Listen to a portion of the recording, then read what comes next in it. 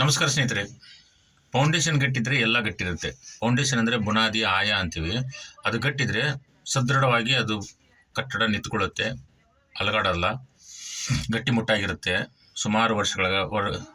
ಸುಮಾರು ದಿನಗಳವರೆಗೆ ಅಥವಾ ಸುಮಾರು ವರ್ಷಗಳವರೆಗೆ ಅದು ಬಾಳಿಕೆ ಬರುತ್ತೆ ಅಂಥೇಳಿ ನೀವು ಕಂಡುಕೊಂಡಿರುವ ಸತ್ಯ. ಅದೇ ರೀತಿಯಾಗಿ ಜೀವನನೂ ಕೂಡ ಅಷ್ಟೇ. ಜೀವನದಲ್ಲಿ ಕೂಡ ನಾವು ಫಂಡಾಮೆಂಟಲನ್ನು ತಿಳ್ಕೋಬೇಕು. ಫಂಡಾಮೆಂಟಲ್ಸ್ ಅಂತಂದರೆ ನಾವೇನೀಗ ಶಾಲೆ ಶಿಕ್ಷಣವನ್ನು ಕಲಿಬೇಕಾದ್ರೆ ಒಂದೊಂದೇ ಮೆಂಟಲನ್ನು ಹತ್ತೀವಲ್ಲ, ರಟಾಯಿಕ 1ನೇ ತರಗತಿ 2ನೇ ತರಗತಿ. ಅದೇ ರೀತಿಯಾಗಿ ಸಂಸ್ಕಾರದಲ್ಲೂ ಕೂಡ ಮನೆಯಲ್ಲಿ ಸಿಗ್ತಂಥ ತಂದೆ ತಾಯಿ ಸಂಸ್ಕಾರ, ಗುರು ಹಿರಿಯಗಳ ಸಂಸ್ಕಾರ, ಸಾಧು ಸಂತರ ಸಂಸ್ಕಾರ, ಮಠಮಾನ್ಯಗಳ ಸಂಸ್ಕಾರ, ಧಾರ್ಮಿಕ ಭಾವನೆಯನ್ನು ಹೊಂದೋದು, ಧರ್ಮಾಚರಣೆಗಳು, ಹೀಗೆ ಎಲ್ಲ ರೀತಿಯ ಒಂದು ಜೀವನ ಪಾಠ, ಜೀವನ ಒಂದು ಕೆಲಸ ಕಾರ್ಯಗಳನ್ನು ಮಾಡೋದು. ಕಾಯಕವೇ ಕೈಲಾಸ ಅಂತ ಬಸವಣ್ಣವರು ಇರೋದು. ಕಾಯಕದಲ್ಲೇ ಸಾಕಷ್ಟು ಸಂಸ್ಕಾರ ಇದೆ, ಸಾಕಷ್ಟು ತಿಳುವಳಿಕೆ ಇದೆ. ಕಷ್ಟ ಸುಖಗಳನ್ನು ಸಮನಾಗಿ ಸ್ವೀಕಾರ ಮಾಡ್ಕೊಂಡು ಹೋಗೋದು. ಕಷ್ಟದಲ್ಲೇ ಎಲ್ಲವನ್ನು ಕಂಡುಕೋಬೇಕು. ಕಷ್ಟ ನಮಗೆ ಜೀವನ ದೊಡ್ಡ ಪಾಠವನ್ನು ಹೇಳಿಕೊಡುತ್ತೆ. ಕಷ್ಟಪಡಬೇಕು, ಜೀವನದಲ್ಲಿ ಕಲಿಬೇಕು ಅನ್ನುವಂಥ ಮನೋಭಾವ ಬೇಕು. ಎಲ್ಲವನ್ನೂ ತಿಳಿದುಕೋಬೇಕು. ನಮ್ಗೆ ಗೊತ್ತಿಲ್ಲದೆ ವಿಚಾರವನ್ನು ನಾವು ತಿಳ್ಕೋಬೇಕು, ಕಲಿಬೇಕು ಅನ್ನೋ ಭಾವನೆ ಯಾವಾಗಿರುತ್ತೆ, ಅವನ ಜೀವನದಲ್ಲಿ ಕೊನೆಯವರೆಗೂ ಮುಂದೆ ಬರ್ತಾನೆ. ಅವನಿಗೆ ಯಾವುದೇ ರೀತಿ ಸಮಸ್ಯೆ ಬರಲ್ಲ. ಅರ್ಧಂಬರ್ಧ ತಿಳ್ಕೊಂಡು ನಾವು ಯಾವುದೇ ದೊಡ್ಡ ನಿರ್ಧಾರಗಳನ್ನು ತೆಗೆದುಕೊಳ್ಳಬಾರ್ದು. ಅರ್ಧಂಬರ್ಧನೆ ಅಂದರೆ ನಾವು ಸಂಪೂರ್ಣವಾಗಿ ಈ ಹಂತವನ್ನು, ಈ ಫಂಡಾಮೆಂಟಲ್ಸನ್ನು ನಾವು ಫಾಲೋ ಮಾಡಿಲ್ಲ, ಈ ಪ್ರಕ್ರಿಯೆಯನ್ನು, ಈ ಪದ್ಧತಿಯನ್ನು, ಇದನ್ನು ನಾವು ಮಾಡಿಲ್ಲ ಅಂತಂದರೆ ಯಾವುದೇ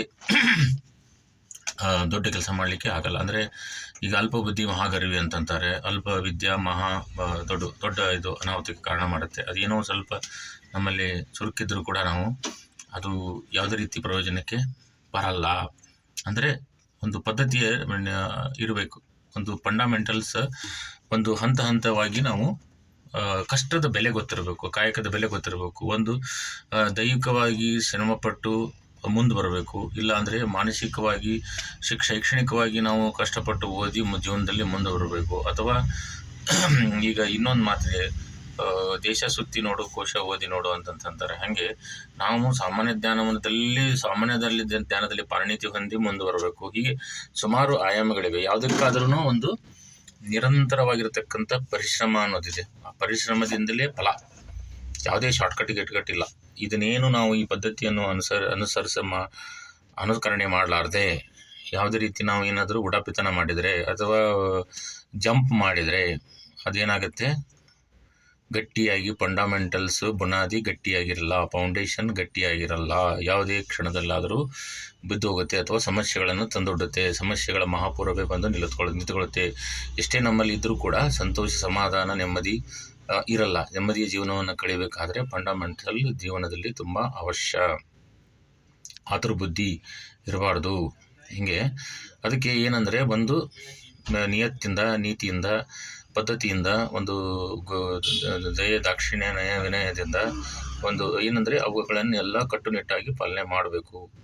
ಈ ಮಾತನ್ನು ಯಾಕೆ ಹೇಳ್ತಾ ಇದ್ದೇನೆ, ಇವತ್ತಿನ ಒಂದು ಜನ್ರೇಷನ್ ಏನಾಗಿದೆ ಅಂದರೆ ತುಂಬ ಫಾಸ್ಟಾಗಿ ಓಡ್ತಾ ಇದೆ. ಆತುರತ ಬುದ್ಧಿ ಏನಂದರೆ ಏನೂ ಬೇಸಿಕ್ ಫಂಡಾಮೆಂಟಲ್ಸ್ ಏನು ಗೊತ್ತಿರೋಂಗಿಲ್ಲ, ರಟಾಯಿಕನೇ ಗೊತ್ತಿರೋಂಗಿಲ್ಲ. ಒಮ್ಮೆಲೆ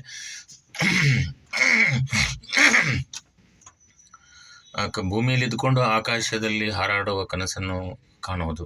ಅಂದರೆ ಅದಕ್ಕೆ ಏನೇ ಮಾಡಿದರೂ ಕೂಡ ಒಂದು ಇದು ಇರುತ್ತಲ್ಲ, ಏನೇ ಮಾಡಿದರೂ ಕೂಡ ಅದರ ಒಂದು ಹಿನ್ನೆಲೆ ನೋಡಿದಾಗ, ನಾವು ನಡೆದು ಬಂದ ದಾರಿಯನ್ನು ನೋಡಿದಾಗ ಅಥವಾ ಅಭ್ಯಾಸ ಮಾಡಿದಾಗ, ಪ್ರತಿಯೊಂದು ಹಂತವನ್ನು ದಾಟಿದಾಗ ನಮಗೆ ಪ್ರತಿಯೊಂದು ಇದರಲ್ಲಿಯೂ ಸುಖ ಕಾಣ್ತಾ ಹೋಗ್ತೀವಿ, ಅನುಭವವನ್ನು ಹೊಂದ್ತಾ ಹೋಗ್ತೀವಿ. ಹಾಗೆ ಅದಕ್ಕೆ ಏನಾಗುತ್ತೆ, ಯಾವುದೇ ರೀತಿಯಾಗಿ ಬುನಾದಿ, ನಾವು ಬೇಸಿಕ್ಸ್ ಫಂಡಾಮೆಂಟಲ್ಸ್ ಅಂತನ್ನು ಯಾಕೆ ನಾವು ಪದೇ ಇದನ್ನು ಹೇಳ್ತಾ ಇದ್ದೀನಿ ಅಂತಂದರೆ, ಇದರ ಆಧಾರದ ಮೇಲೆ ಎಲ್ಲವೂ ನಿಂತಿದೆ, ಜೀವನ ನಿಂತಿದೆ.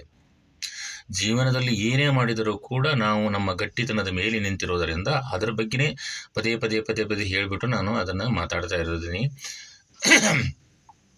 ಆ ಫಂಡಾಮೆಂಟಲ್ಸ್ ಬಗ್ಗೆ ಅಂದರೆ ಈಗ ಒಂದೇ ಒಂದು ಚಿಕ್ಕ ಉದಾಹರಣೆ ಕೊಡಬೇಕಂದ್ರೆ, ನಾವು ಬಾಡಿಗೆ ಮನೆಯಲ್ಲಿ ಇರಲಿಕ್ಕೂ ನಮ್ಮಲ್ಲಿ ಒಂದು ಇದು ಇರುತ್ತೆ, ಕಷ್ಟಪಡ್ತಿರ್ತೀವಿ. ಒಂದು ಸ್ವಂತ ಮನೆ ಬಗ್ಗೆ ವಿಚಾರ ಮಾಡ್ತೀವಿ. ಆ ಸ್ವಂತ ಮನೆ ಬರಬೇಕಾದ್ರೆ ಎಷ್ಟೊಂದು ಹರಸಾಹಸ ಪಟ್ಟು ಜನ್ಮಾವತ್ತಿ ಇಟ್ಟು ಅದೇನಂತಾರೆ, ಏನಾದರೆ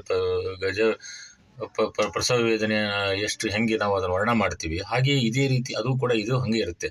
ಜೀವನದ ಪಾಠನೂ ಹಾಗೆ ಇರುತ್ತೆ. ಪ್ರಸವ ವೇದನೆ ಥರನೇ ಇರುತ್ತೆ. ಏನಾರ ಒಂದು ನಮ್ಗೆ ಆಗದೇ ಇರುವಂಥದ್ದು, ದೊಡ್ಡ ಸಾಹಸಕ್ಕೆ ನಾವು ಕೈ ಹಾಕಿದಾಗ ಅಷ್ಟು ಭಾರವಾದ ಇರ್ತದೆ. ಅದರ ಬಗ್ಗೆ ನಮಗೆ ಆಳವಾದ ಅಧ್ಯಯನ ಇರಬೇಕು, ತಿಳುವಳಿಕೆ ಇರಬೇಕು, ಜ್ಞಾನ ಇರಬೇಕು, ತಾಳ್ಮೆ ಇರಬೇಕು. ಅದಿದ್ದಾಗ ಮಾತ್ರ ಅದನ್ನು ನಾವು ಅದಕ್ಕೆ ಯಾವುದಕ್ಕೂ ಆತುರತೆ ಪಡಲಾರ್ದೆ ಒಂದು ಸಿಸ್ಟಮೆಟಿಕ್ ಲೈಫನ್ನು ನಾವು ಕಳೆದಾಗ ನಾವು ಅದಕ್ಕೆ ಯಾಕೆ ಒಂದು ಗಾದೆ ಇರುತ್ತೆ ಹೇಳ್ತಾರೆ ನೋಡಿ, ಗುಡಿಸಲದಲ್ಲಿದ್ದರೂ ಅದು ಒಂದು ನೆಮ್ಮದಿ ಅನ್ನೋದಿತ್ತಂತಂದರೆ, ಒಂದು ಸ್ವಂತಿಕೆ ಅನ್ನೋದಿತ್ತು, ಸ್ವಾವಲಂಬಿಯಾಗಿ ಬದುಕಬೇಕನ್ನುವಂಥ ಮನೋಭಾವನೆ ಇದ್ದರೆ, ಸ್ವಂತ ನಾನು ದುಡಿದು ನನ್ನ ಹಣದಲ್ಲಿ ನಾನು ರಾಜನಂತೆ ಆಳಾಗಿ ದುಡಿ ಅರಸನಾಗಿ ಊಟ ಮಾಡು, ಗುಡಿಸಲಾದರೂ ಕೂಡ ಹಂಗಿನರ ಮನೆಗಿನಿಗಿಂತ ಇಂಗಡಗಾದ ಗುಡಿಸಲು ಲೇಸು ಅಂತ ಹೇಳ್ತಾರೆ. ಹಂಗೂ ಇರಬಾರ್ದು. ಹೀಗೆ ಜೀವನದಲ್ಲಿ ಸಾಕಷ್ಟು ತಿಳ್ಕೊಳ್ಳೋದಿದೆ. ಇದು ಏನೋ ಒಂದು ವಿಷಯವನ್ನು ನಾನು ಮನದಟ್ಟ ಮಾಡಲಿಕ್ಕೆ ಹೇಳಲಿಕ್ಕೆ ಹೊಂಟಂಥ ಇದು ವಿಷಯ ಆಗಿದ್ದು, ಇದರಲ್ಲಿ ಕೆಲವು ವಿಚಾರಗಳನ್ನು ನಾನು ಹೇಳಿದ್ದೀನಿ ಅನ್ಕೋತೀನಿ. ಇನ್ನೂ ಇದರ ಸಂಪೂರ್ಣ ಮಾಹಿತಿ, ಇನ್ನೂ ಹೆಚ್ಚಿನ ಮಾಹಿತಿಯನ್ನು ನಾನು ಕೊಡಲಿಕ್ಕೆ ಪ್ರಯತ್ನ ಮಾಡ್ತೀನಿ. ಇದು ನನ್ನ ಹೊಸ ಪ್ರಯತ್ನ ಆಗಿರೋದ್ರಿಂದ ಸ್ವಲ್ಪ ಲೋಪದೋಷಗಳು ಆಗುವುದುಂಟು. ಮಾತಿನಲ್ಲಿ ಏರಿಳಿತಗಳು ಆಗ್ತವೆ, ಅರ್ಥ ಮಾಡಿಸುವುದರಲ್ಲಿ ಕಾರ್ಪಣ್ಯಗಳು ಬರೋದು ಸಹಜ. ಆದರೂ ಕೂಡ ಪ್ರಯತ್ನ, ಎಲ್ಲದಕ್ಕೂ ಪ್ರಯತ್ನವೇ ಪ್ರಯತ್ನ. ಪ್ರಾಕ್ಟೀಸ್ ಮೇಕ್ ಮ್ಯಾನ್ ಪರ್ಫೆಕ್ಟ್ ಅನ್ನೋಂಗೆ ಎಲ್ಲದಕ್ಕೂ ನಾವು ಪ್ರಯತ್ನ ಮಾಡ್ತಾ ಇದ್ರೇ ಫಲ. ಹೀಗಾಗಿ ಆ ಒಂದು ಉದ್ದೇಶದಿಂದಲೇ ತಪ್ಪಿರಲಿ ಸರಿ ಇರಲಿ, ಮಾತನಾಡುವುದನ್ನು ನಾವು ಅಭ್ಯಾಸ ಮಾಡಿಕೊಂಡಾಗಲೇ ಮಾತನಾಡುವ ಕಲೆ ಆಗಿರ್ಬೋದು, ಮಾತನಾಡುವ ಕಲೆ, ಕೆಲಸ ಮಾಡುವ ಕಲೆ, ಎಲ್ಲದರಲ್ಲೂ ಒಂದು ಕಲೆ, ನೈಪುಣ್ಯತೆಯನ್ನು ಅಂತಿರ್ತೀವಿ, ಕೌಶಲ್ಯ ಅಂತ ವೃತ್ತಿ ಕೌಶಲ್ಯ ಅಂತ ಕರಿತೀವಿ ನಾವು, ಪ್ರಾವೀಣ್ಯತೆ, ಹೀಗೆ ಎಲ್ಲವೂ ಬರುವುದರಿಂದ ಒಂದು ಕಾಯಕದಿಂದಲೇ ಬರ್ತದೆ, ಪರ್ಫೆಕ್ಷನ್ನಿಂದಲೇ ಬರ್ತದೆ, ನಿರಂತರ ಕಲಿಕೆಯಿಂದಲೇ ಬರ್ತದೆ. ಆದ್ದರಿಂದ ಆ ಒಂದು ದೃಷ್ಟಿಕೋನದಲ್ಲಿ ನಾನು ಇದೆಲ್ಲ ಹೇಳಲಿಕ್ಕೆ ಬಯಸ್ತೀನಿ. ಇದರಲ್ಲಿ ಏನೋ ಕೆಲವೊಂದಿಷ್ಟು ಅಂಶಗಳು, ಉಪಯುಕ್ತ ಮಾಹಿತಿಗಳನ್ನು ನಾನು ಹಂಚಿಕೊಂಡಿದ್ದೀನಿ, ಶೇರ್ ಮಾಡ್ಕೊಂಡಿದ್ದೀನಿ ಅಂತ ಭಾವಿಸ್ತಾ ನನ್ನ 2 ಮಾತುಗಳನ್ನು ಮುಗಿಸುತ್ತೇನೆ. ಮುಂದಿನ ವಿಡಿಯೋದಲ್ಲಿ ಕೂಡ ಒಳ್ಳೆಯ ಒಂದು ವಿಷಯ ಟಾಪಿಕ್ ಇಟ್ಟುಕೊಂಡು ಬಂದು ಅದರ ಬಗ್ಗೆ ಆಳವಾದ ಅಧ್ಯಯನ ಮಾಡಿ ವಿಷಯವನ್ನು ವಿಸ್ತಾರವಾಗಿ ಯಥಾವತ್ತಾಗಿ ಹೇಳುವಂಥ ಪ್ರಯತ್ನ ಮಾಡ್ತೇನೆ ಅಂತ ಹೇಳ್ತಾ ನನ್ನ 2 ಮಾತನ್ನು ಮುಗಿಸುತ್ತೇನೆ. ನಮಸ್ಕಾರ, ಧನ್ಯವಾದಗಳು.